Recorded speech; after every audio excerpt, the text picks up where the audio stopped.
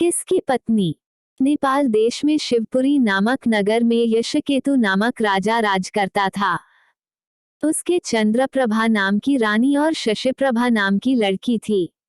जब राजकुमारी बड़ी हुई तो एक दिन वसंत उत्सव देखने बाग में गई। वहां एक ब्राह्मण का लड़का आया हुआ था। दोनों ने एक दूसरे को देखा और प्रेम करने लगे। इसी बीच एक पागल हाथी वहां दौड़ता हुआ आया। ब्राह्मण का लड़का राजकुमारी को उठाकर दूर ले गया और हाथी से बचा दिया। शशिप्रभा महल में चली गई, पर ब्राह्मण के लड़के के लिए व्याकुल रहने लगी। उधर ब्राह्मण के लड़के की भी बुरी दशा थी। वो एक सिद्धगुरु के पास पहुंचा और अपनी इच्छा बताई। उसने एक योग गुटिका अपने मुंह में रखकर ब्राह्मण का रूप बना लिया और एक गुटिका ब्राह्मण के लड़के के मुंह में रखकर उसे सुंदर लड़की बना दिया। राजा के पास जाकर कहा, मेरा एक ही बेटा है, उसके लिए मैं इस लड़की को लाया था, पर लड़का न जाने कहाँ चला गया। आप इसे यहाँ रख ले, मैं लड़के को ढूंढने जाता हूँ, मिल जाने पर इसे ले जाऊंगा। सिद्धगुरु चला गया और लड़की के भेष में ब्राह्मण का लड़का राजकुमार के पास रहने लगा। धीरे धीरे दोनों में बड़ा प्रेम हो गया। एक दिन राजकुमारी ने कहा, मेरा दिल बड़ा दुखी रहता है। एक ब्राह्मण के लड़के ने पागल हाथी से मरे प्राण बचाए थे, मेरा मन उसी में रमा है।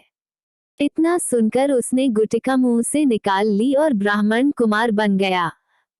राजकुमार उसे देखकर बहुत प्रसन्न हुई। तब से वह रात को रोज गुटिका निकालकर लड़का बन जाता, दिन में लड़की बना रहता। दोनों ने चुपचाप विवाह कर लिया। कुछ दिन बाद राजा के साले की कन्या मृगांकदत्ता का विवाह दीवान के बेटे के साथ होना तय हुआ। राजकुमारी अपने कन्या रूपधार ब्राह्मण कुमार के साथ वहां गई। संयोग से दीवान का पुत्र उस बनावटी कन्या पर रीझ गया। विवाह होने पर वो मृगांकदत्ता को घर तो ले गया, लेकिन उसका हृदय उस कन्या के लिए व्याकुल रहने लगा। उसकी ये दशा देखकर दीवान बहुत हैरान हुआ। उसने राजा को समाचार भेजा। राजा आया। उसके सामने सवाल था कि धरोहर के रूप में रखी हुई कन्या को वह कैसे दे दे। दूसरी ओर यह मुश्किल कि न दे तो दीवान का लड़का मर जाए।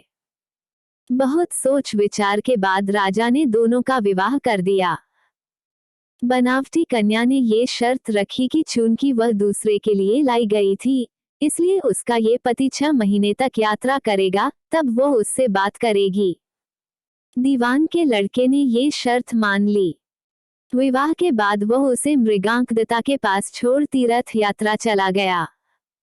उसके जाने पर दोनों आनंद से रहने लगे।